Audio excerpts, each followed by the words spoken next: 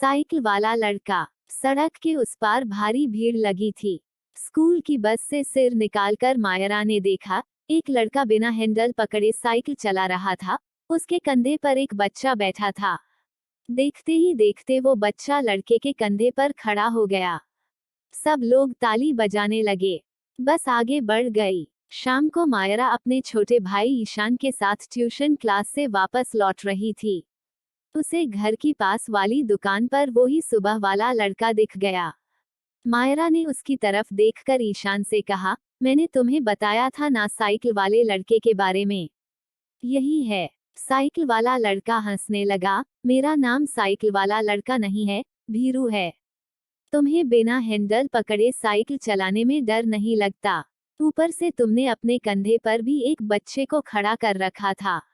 मायरा ने पूछा। भीरू ने कुछ लापरवाही से कहा, मुझे किसी चीज से डर नहीं लगता। ये तो मेरा काम है। ईशान ने कुछ आश्चर्य से उसकी तरफ देखा, तुम्हें डर नहीं लगता? रात को भी नहीं। रात से क्यों डरूं? मैं तो रात को भी करतब दिखाता हूँ। तुम्हें देखना हो तो आ जाना। मंदिर के सामने जो बाजार है ना, रोज रात को मैं वहाँ करतब दिखाता हूँ। कैसा करतब? ईशान ने पूछा। बताऊंगा तो मजा कैसे आएगा? आज रात को आना जरूर। इतना कहकर भीरू वहां से चला गया। रास्ते भर मायरा और ईशान इसी बारे में बात करते रहे कि भीरू रात को कौन सा करतब दिखाएगा। मायरा और ईशान पापा के ऑफिस से लौटने का इंतजार करने लगे। दोनों यही सोच रहे थे कि पापा को किसी भी तरह रात को उन्हें भीरू का करतब दिखाने ले जाने के लिए मनाना पड़ेगा। पापा को दफ्तर में काम पड़ गया। ईशान मायूस हो गया, दीदी, क्या हम भीरू का करतब नहीं देख पाएंगे? मायरा को भी यह देखने का बड़ा मन था कि इस बार भीरू क्या दिखाएगा। कहीं साइकिल हवा में तो नहीं उड़ाने लगेगा। रात को खाना खाने के बाद मम्मी ने कहा, कल स्कूल जाने के लिए जल्दी उठना है। तुम दोनों जाकर सो जाओ। मम्मी कमरे में टीवी देखने लगी। ईशान ने धीरे से कहा, दीदी, क्या तुम्हें भी डर लगता है? मायरा ने बहादुर बनते हुए कहा, बिल्कुल नहीं। चलो, मैं तुम्हें ले चलती हूँ। पैरों में चप्पल डालकर दोनों पीछे के दरवाजे से घर से बाहर निकल आए। सड़क पर अंधेरा था, पर मायरा ने ठान रखा था कि वो बिल्कुल नहीं डरेगी। जब भीरू को किसी बात से डर नहीं लगता तो उसे क्यों लगे। अपने छोटे भाई का हाथ पकड़कर वो तेजी से सड़क पर चलने लगी। मंदिर का रास्ता सुनसान था। दोनों बाजार पहुंचे। लगभग सभी दुकानें बंद हो चुकी थीं।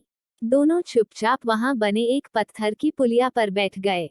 ऐसा लग ही नहीं रहा था कि वहां कोई खेल भी हो सकता है। अचानक उनके सामने से कुछ लड़के गाना गाते हुए आए। मायरा ने ध्यान से देखा, देख तो ईशान, भीरू तो नहीं है। पर वो कोई और ही लोग थे। अब ईशान को थोड़ा डर लगने लगा, दीदी, भीरू पता नहीं क्या करतब दिखाएगा। मायरा ने बड़ी बनते हुए उसे समझाया, जैसे भीरू को डर नहीं लगता ना, उस तरह हमें भी नहीं लगना चाहिए। तू तो साइकिल चलाने से कितना डरता है। कब से पापा कह रहे हैं साइकिल चलाने को। मुझे भी तो अंधेरे से डर लगता है। पर मैं आई हूँ ना यहाँ। मुझे अब बिल्कुल डर नहीं लग रहा। आराम से बैठ। 10 मिनट गुजर गए, 20 मिनट गुजर गए। बाजार बिल्कुल सुनसान हो गया। दोनों भाई बहन चुपचाप पुलिया पर बैठे रहे। कुछ देर बाद साइकिल से एक आदमी गुजरा। ठीक मायरा और ईशान के सामने उसकी गाड़ी के पीछे रखा लाल रंग का एक थैला उछलकर जमीन पर जा गिरा। मायरा कुछ जोर से बोली, साइकिल वाले रुक जाओ, आपका सामान नीचे गिर गया है। साइकिल वाला रुक गया, पलट कर आया और सामान उठाते हुए दोनों बच्चों को देखकर हैरान हो गया। तुम लोग इतनी रात को यहाँ क्या कर रहे हो? ईशान ने हिम्मत से कहा, हम साइकिल का करतब देखने आए हैं। साइकिल वाला हंसने लगा। इस समय मायरा ने उसे पूरी बात बताई। साइकिल वाला थोड़ा सा रुक कर बोला, साइकिल पर करतब दिखाने वाला लड़का तो यहाँ से चला गया। वो एक शहर में ज्यादा दिन थोड़े ही रुकता है।